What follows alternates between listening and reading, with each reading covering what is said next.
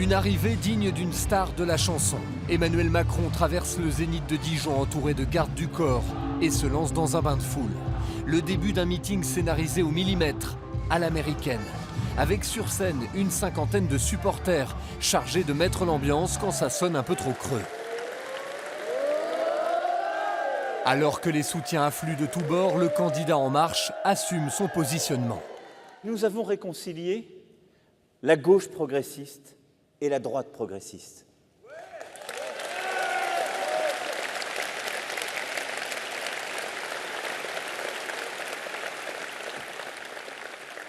Et nous avons construit dans ce travail cette alliance avec le centre, porté par François Bayrou.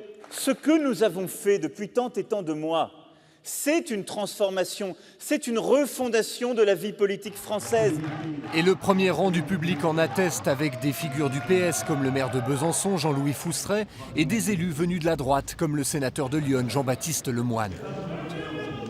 On voit que les partis politiques existants aujourd'hui, ils sont travaillés par des divisions internes idéologiques. Je crois que tous les réformistes, les progressistes, d'où qu'ils viennent, eh bien, ont décidé de effectivement se mettre derrière le projet d'Emmanuel Macron et derrière sa personnalité. C'est ce soir une démonstration de force qui montre bien qu'en Bourgogne, vraiment, les forces progressistes sont en train de se réunir.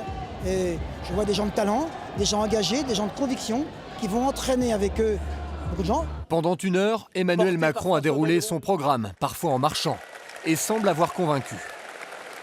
On a eu un gouvernement de droite, ensuite un gouvernement de gauche. Je pense qu'il peut prendre un peu des deux partis, ça peut être intéressant pour la suite. Ouais. Désormais favori des sondages, Emmanuel Macron a appelé ses partisans à la vigilance. Il lui reste 30 jours pour rassembler.